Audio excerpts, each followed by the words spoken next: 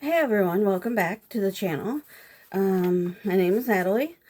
Today, well, not today per se, but on the day of filming, but recently I found a list,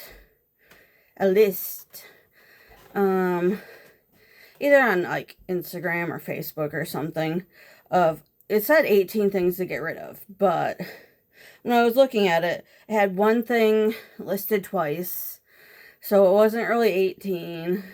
And I don't know if I wrote all of them down, but I thought I'd go over some of these with you, about things to get rid of, which may or may not be good. You can pick and choose what you would like to get rid of, what you may want to keep, because it's all everyone's decluttering minimalist journey.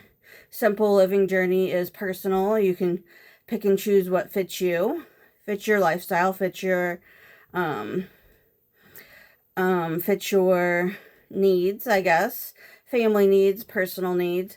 Like, I'm really bad at this and I'm trying to work on it, but I file deals. I tried to be an extreme couponer. I still coupon, but I really struggle with, yes, I have, like, let's say toilet paper. A lot of times my Kroger branded store has a 5x digital deal for toilet paper that I really want to use. So I will use it, even though I don't really need toilet paper. So that's something I'm working on. But it's also one of those things where I'm going to try to find the best price. But anyways, but on to the list. Clothes that you haven't worn in a year. Which, I mean, is a good rule. If you haven't worn it in a year, you probably aren't going to be planning on, may not be wearing it anytime soon. I mean, you can change that year to a different time increment, 6 months, use the 90-90 rule, whatever you think. But that's not a bad thing to get rid of. If you haven't worn in a year, you may not be need to wear or planning on wearing it at any time soon. Expired makeup and skincare. I don't wear makeup, so I can't tell you all the logistics of it, but I have heard that makeup and skincare can expire. I don't know the exact time frame that it expires, if it starts when you open it or something along that lines.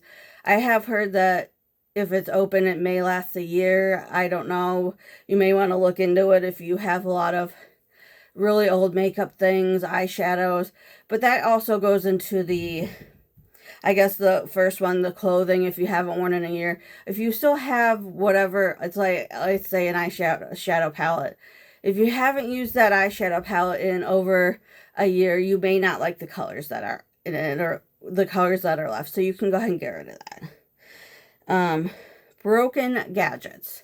Now, it did say gadgets on the list. So I'm assuming, when I thought of it, I was thinking maybe electronic gadgets, but it could be almost anything gadget-esque, kitchen gadgets,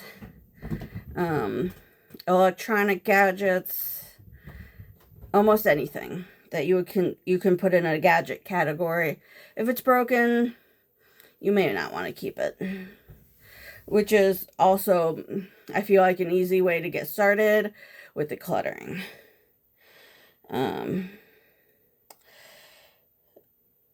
Books that you will never read.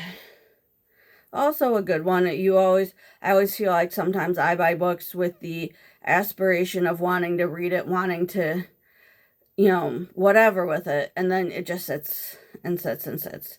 And I probably need to go through my books again. I have gone through them a couple times, but I feel like there's still improvement I can make with my books. Shoes that hurt your feet also can be in with that category of clothes that you haven't worn in a year. But like, if they hurt your feet and you're not wearing them, I don't see a point in keeping them. Now, you can probably donate those shoes if they're still in nice condition, But if they're hurting your feet, I don't see any point of trying to keep them around, because they're still probably going to hurt your feet. Kitchen gadgets that you never use, also a good rule. Also, maybe an aspirational purchase that you thought you might use or use if you bought it.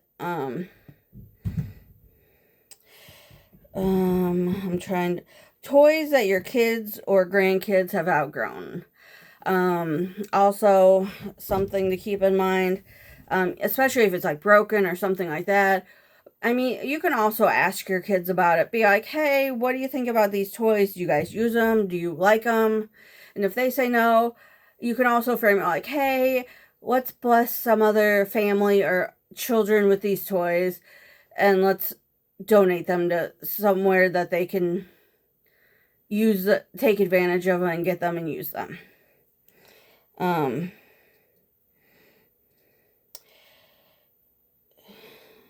Now this is more digital clutter, junk emails cluttering your inbox. I feel like probably everyone can do better with this. Now this can be extended to not just emails, computer files that you may have not looked at in a while, other digital stuff that is just taking space on your computer or phone or wherever. Also, we're speaking of digital clutter, apps that you never open. Maybe you liked it a while, but you never played, or it's a game that you used to like, but now you never play anymore because you don't like it. Duplicate or blurry photos. Also great. Now, duplicate photos, I mean, you can see if any other family member would like them, which is fine, and give them to whoever, which you can do. But if no one wants them, I just toss them. I mean, you can find someone. I mean, some people do like random photos for whatever reason, if they're like landscape or whatever, which is fine. You can see if someone wants them, but that's a very niche thing that someone may or may not want.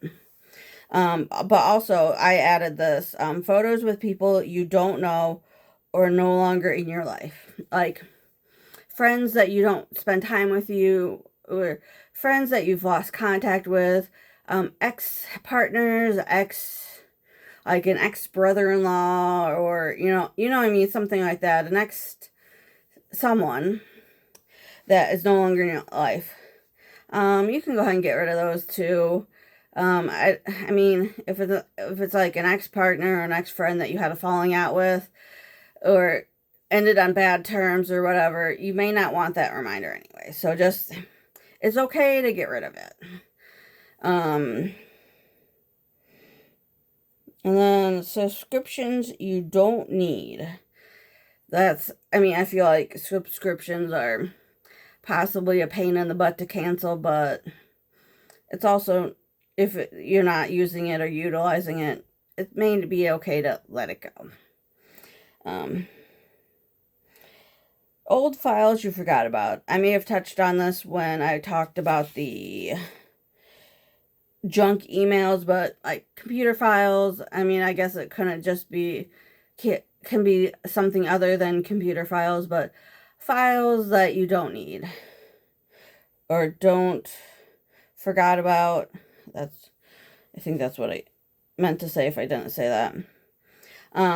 I mean, it could be like old photos that you're working on a project for, like a photo gift for someone, that you can delete that whole folder. It could be like a project from work that you're working on that you completed and you don't need the stuff from.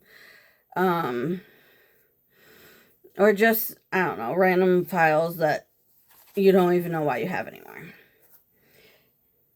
And then negative friendships. I mean, also, it's one of those things where sometimes you don't realize that decluttering doesn't just mean stuff or things or physical items. If someone is just this could potentially also pertain to family members, whatever, that are just so negative or feel like are toxic to you in some way that you may not want them around anymore or want to stay in contact with them.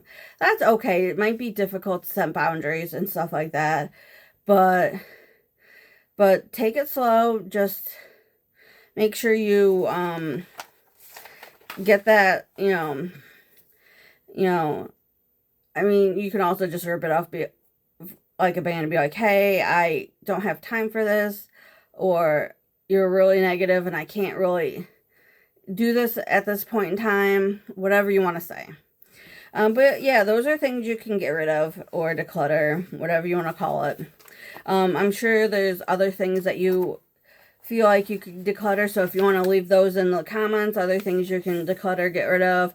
Not just physical things or stuff like that. It could be a way of thinking, toxic friends, like I said, family members, stuff like that. If you want to leave them in the comments, we will definitely, hopefully, start a conversation about things, other things, different things that you can get rid of. And maybe I can make it into a video. Maybe some unique things that, you don't really hear any other people talk about decluttering or getting rid of. So I hope you have a great week, guys, and keep living the simple life.